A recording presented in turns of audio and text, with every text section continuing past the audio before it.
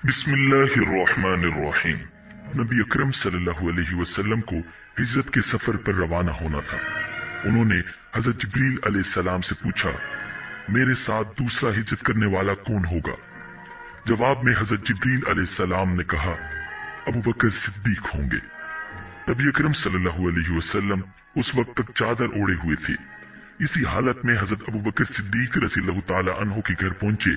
دروازے پر دستک دی تو حضرت اسماء رضی اللہ تعالی عنہا نے دروازہ کھولا اور حضور صلی اللہ علیہ وسلم کو دیکھ کر اپنے والد حضرت ابو بکر صدیق رضی اللہ تعالی عنہ کو بتایا کہ رسول اللہ صلی اللہ علیہ وسلم آئے ہیں اور چادر اوڑے ہوئے ہیں۔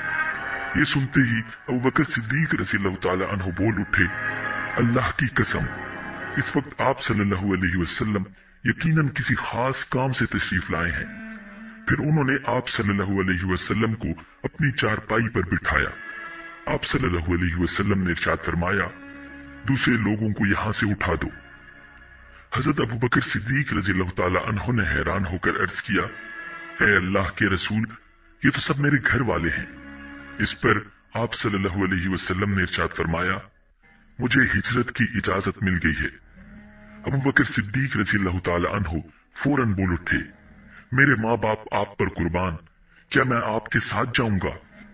جواب میں حضور صلی اللہ علیہ وسلم نے ارشاد فرمایا، ہاں تم میرے ساتھ جاؤ گے۔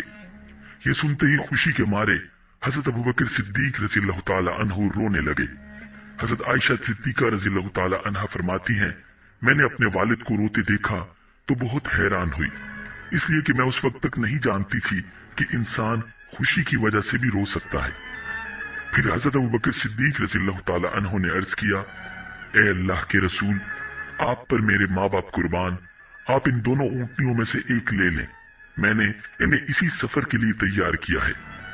اس پر نبی اکرم صلی اللہ علیہ وسلم نے ارشاد فرمایا، میں یہ قیمت دے کر لے سکتا ہوں۔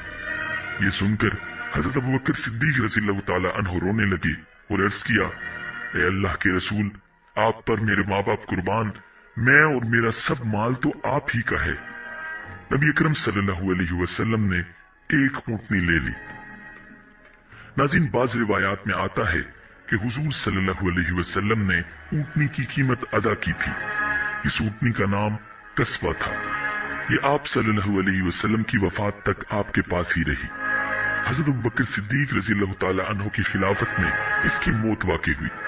سیدہ عائشہ رضی اللہ تعالی عنہ فرماتی ہیں کہ ہم نے ان دونوں اونٹنیوں کو جلدی جلدی سفر کے لیے تیار کیا، چمڑے کی ایک تھیلی میں کھانے پینے کا سامان رکھ دیا۔ حضرت اسماء رضی اللہ تعالی عنہا نے اپنی چادر پھاڑ کر اس کے ایک حصے سے ناشتے کی تھیلی باندھ دی، دوسرے حصے سے انہوں نے پانی کے برتن کا منہ بند کر دیا۔ اس پر آن حضرت صلی اللہ علیہ وسلم نے ارشاد فرمایا، اللہ تعالیٰ تمہاری اس اوڑھنی کے بدلے جنت میں 2 اوڑھنیاں دے گا۔ ناظرین، اوڑھنی کو پھاڑ کر 2 کرنے کے عمل کی بنیاد پر حضرت اسماء رضی اللہ تعالی عنہا کو ذات النطاقین کا لقب ملا، یعنی 2 اوڑھنی والی۔ یاد رہے کہ نطاق اس دوپٹے کو کہا جاتا ہے جسے عرب کی عورتیں کام کے دوران کمر کے گرد باندھ لیتی تھی۔ پھر رات کے وقت نبی اکرم صلی اللہ علیہ وسلم حضرت ابو بکر صدیق رضی اللہ تعالی عنہ کے ساتھ روانہ ہوئے اور پہاڑ سور کے پاس پہنچے۔ سفر کے دوران کبھی حضرت ابو بکر صدیق رضی اللہ تعالی عنہ نبی اکرم صلی اللہ علیہ وسلم کے آگے چلنے لگتے تو کبھی پیچھے۔ حضور صلی اللہ علیہ وسلم نے دریافت فرمایا، ابو بکر ایسا کیوں کر رہے ہو؟ جواب میں انہوں نے عرض کیا، اللہ کے رسول، میں اس خیال سے پریشان ہوں کہ کہیں راستے میں کوئی آپ کی گھات میں نہ بیٹھا ہو۔ ناظرین، اس پہاڑ میں ایک غار تھا۔ دونوں غار کے دہانے تک پہنچے تو حضرت ابو بکر صدیق رضی اللہ تعالی عنہ نے عرض کیا، قسم اس ذات کی جس نے آپ کو حق دے کر بھیجا، آپ ذرا ٹھہریے، پہلے غار میں داخل میں ہوں گا، اگر غار میں کوئی موذی کیڑا ہوا تو کہیں وہ آپ کو نقصان نہ پہنچا دے۔ چنانچہ حضرت ابو بکر صدیق رضی اللہ تعالی عنہ غار میں داخل ہوئے۔ انہوں نے غار کو ہاتھوں سے ٹٹول کر دیکھنا شروع کیا۔ جہاں کوئی سوراخ ملتا اپنی چادر سے ایک ٹکڑا پھاڑ کر اس کو بند کر دیتے۔ اس طرح انہوں نے تمام سوراخ بند کر دیے، مگر ایک سوراخ رہ گیا اور اسی میں سانپ تھا۔ حضرت ابو بکر صدیق رضی اللہ تعالی عنہ نے اس سوراخ پر اپنی ایڑی رکھ دی۔ اس کے بعد नबी अकरम सल्लल्लाहु अलैहि वसल्लम गार में दाखिल हुए। उधर सांप ने अपने सुराख पर एड़ी देखी तो उस पर डंक मारा। तकलीफ की शिद्दत से हजरत अबू बकर सिद्दीक रज़ियल्लाहु ताला अन्हु की आंखों से आंसू निकल पड़े, लेकिन उन्होंने अपने मुंह से आवाज न निकलने दी, इसलिए कि उस वक्त नबी अकरम सल्लल्लाहु अलैहि वसल्लम उनके जानों पर सर रखकर सो रहे थे।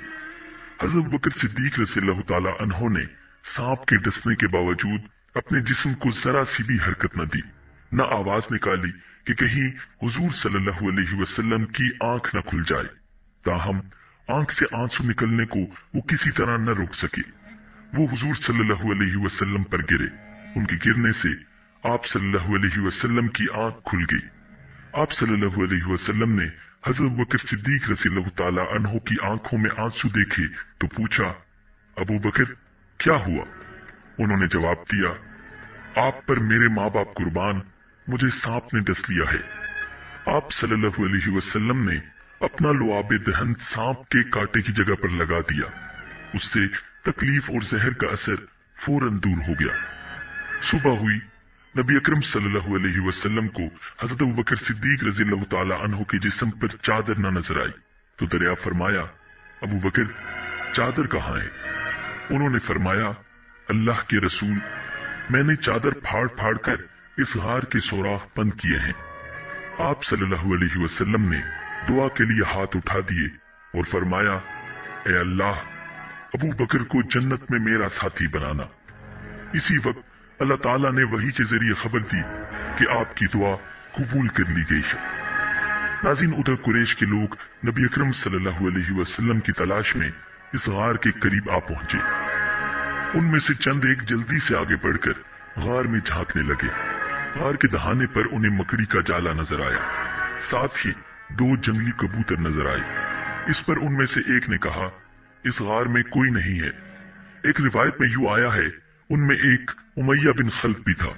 उसने कहा, इस गार के अंदर जाकर देखो। किसी ने जवाब दिया, गार के अंदर जाकर देखने की क्या जरूरत है?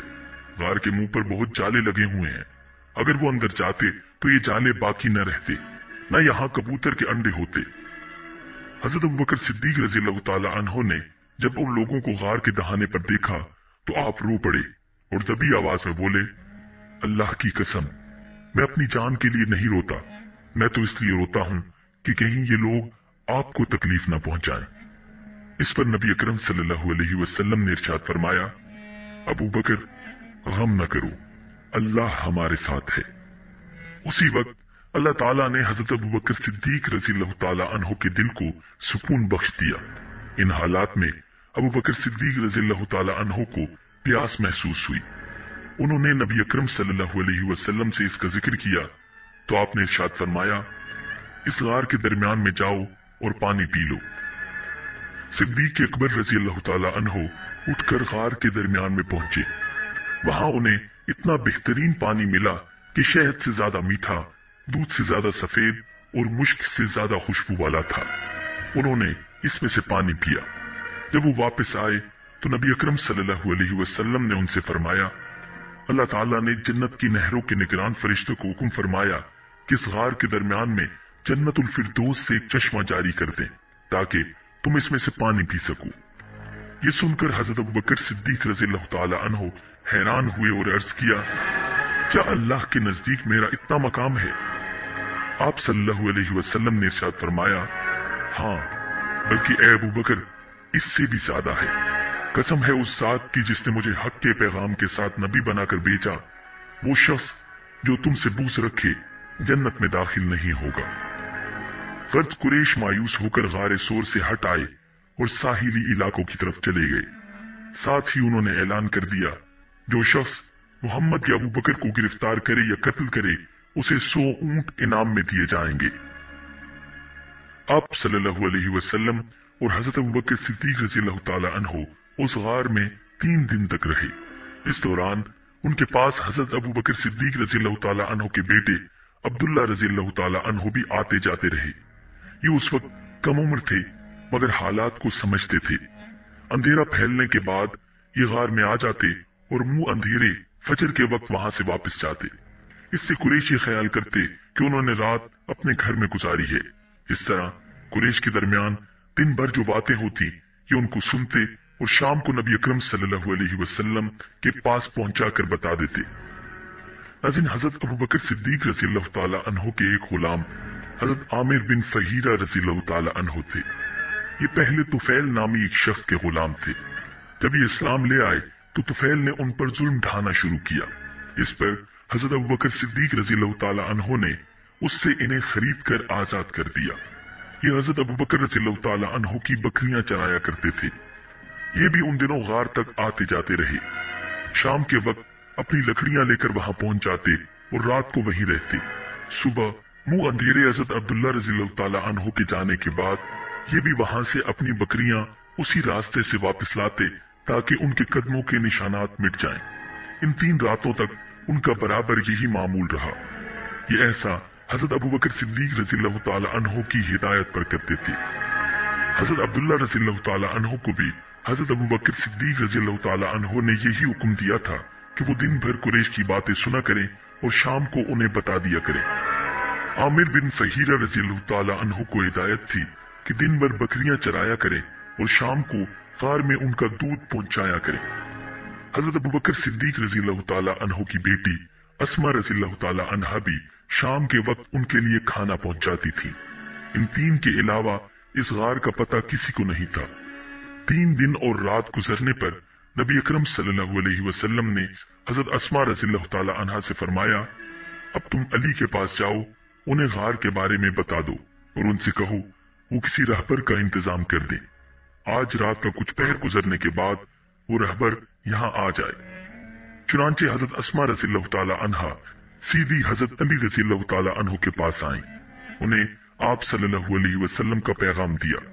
हजरत अली रज़ियल्लाहु ताला अन्हु ने फौरन उजरत का एक रहबर का इंतजाम किया। उसका नाम अरीकत बिन अब्दुल्ला लैसी था।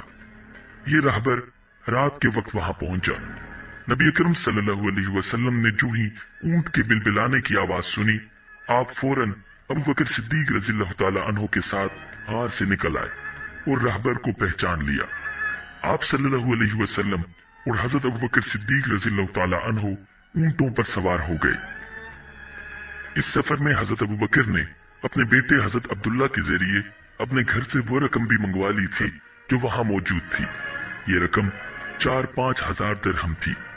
जब सिद्दीक अकबर रज़ियल्लाहु ताला अन्हु मुसलमान हुए थे तो उनके पास 40-50 हजार दिरहम मौजूद थे। गोया ये तमाम दौलत उन्होंने अल्लाह के रास्ते में खर्च कर दी थी। जाते वक्त भी घर में जो कुछ था मंगवा लिया। उनके वालिद अबू कहाना रज़ियल्लाहु ताला अन्हु उस वक्त तक मुसलमान नहीं हुए थे। उनकी बीनाई खत्म हो गई थी। वो घर आए तो अपनी पोती हजरत अस्मा रज़ियल्लाहु ताला अन्हा से कहने लगे, मेरा ख्याल है अबू बकर अपनी और अपने माल की वजह से तुम्हें मुसीबत में डाल गए हैं। मतलब ये था कि जाते हुए सारे पैसे ले गए हैं। ये सुनकर हजरत अस्मा रज़ियल्लाहु ताला अन्हा ने इरशाद फरमाया, नहीं बाबा, वो हमारे लिए बड़ी खैर और बरकत छोड़ गए हैं। हजरत अस्मा कहती हैं, इसके बाद मैंने कुछ कंकर एक थैली में डाले और उनको ताक में रख दिया। इसमें मेरे वालिद अपने पैसे रखते थे।